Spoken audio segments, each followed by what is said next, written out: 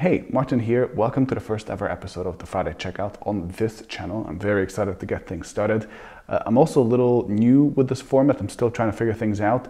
So if you have any questions, comments, feedback, leave it down in the description and hopefully we'll turn this into an amazing weekly show.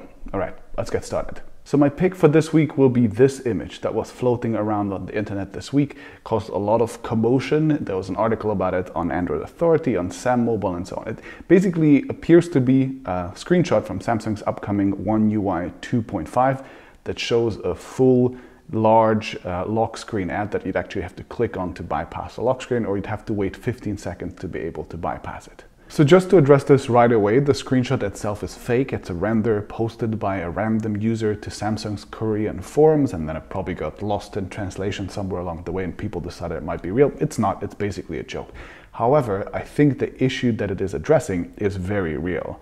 And I think it is almost inevitable for ads to come to OneUI big time very soon. Samsung has been putting ads into their phone software since 2015 to get you to buy a new smartwatch or new earphones or whatever.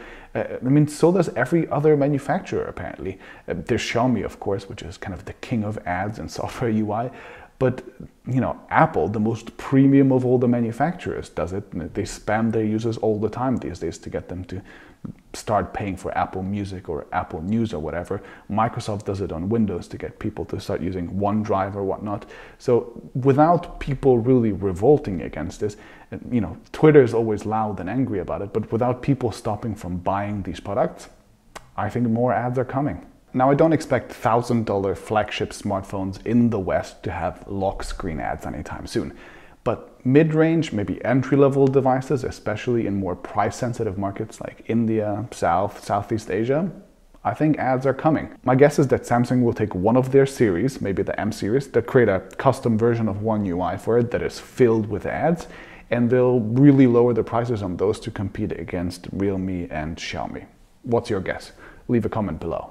All right, my win of the week is a report coming out of Bloomberg that says that Apple, after years of working on it, will finally start replacing Intel chips in their Macs with their own ARM-based A-series processors. And they're apparently going to start announcing this as soon as WWDC, which is just a couple of weeks away from now. So the upcoming A14 chip will apparently have an iPhone, an iPad, and a Mac version. They'll all be using the same 5nm manufacturing process.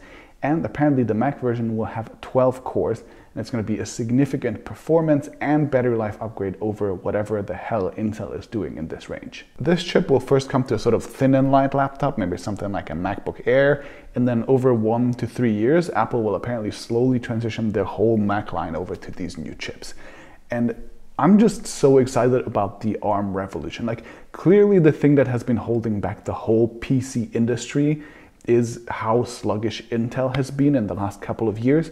So I'm ready for having their asses kicked. Intel is really getting their asses kicked everywhere. I mean, they have to deal with AMD all over the place, and then ARM is really catching up with them. They're catching up with them on Mac, Windows 10 on ARM is a thing, and apparently even on servers. Like Amazon has this thing called Graviton, which is their server chip that is based on ARM, and it's apparently performing extremely well. So I'm ready for this new future. Oh, and just a quick prediction here. Even though Microsoft has a 3-year, almost 4-year head start with Windows 10 on ARM over Apple, I'm fairly sure Apple will push this transition through faster than Microsoft will. Because simply, Apple doesn't have to deal with all of these legacy users and enterprise users who are unwilling to change or anything. Apple can just simply announce that they will change all of their Macs within the next, let's say, 2 years over to this new processor type, and just watch as all the developers that matter rewrite their apps right away. It's just gonna happen. All right, my fail of the week is that Light, the company that made the multi-camera system of the Nokia 9 PureView, as well as whatever the hell this monstrosity is, they announced that they'd be leaving the smartphone industry behind. I guess it just didn't work for them, and that means that probably the Nokia 9.1 or whatever it will be called will have to use some kind of a different trick than this. It's the end of an era, apparently, like a super short one device era, apparently. Understandable. I mean, the Nokia 9 certainly had its issues, the camera being one of them. I don't think the average person would enjoy shooting with this camera very much. I still find it sad because I really like shooting with it. I really like the workflow. I love these huge raw files that you can edit. I thought it was really enjoyable. I've uploaded more camera samples from this phone than I have from any other phone because of how much I liked it. But oh well, I guess commercially not super viable. All right, that's it for the fail, and we're doing a little bit of an experiment. So once a week, I'll be releasing a new tech quiz for geeks like you to test how well you know your tech. You'll have to do things like identifying phones and stuff from photos. I think of it basically as a crossword puzzle for geeks, just a fun activity you can do once a week to test yourself. As a bonus, if you get at least 15 out of 20 questions right within 5 minutes, you can also choose to get an invite code to Crowd. Crowd is, of course, my gadget review community that I've been building with my team for a while now. And we just basically see this as a sort of an entrance exam to make sure that the people who review gadgets on the Crowd platform actually know what they're talking about.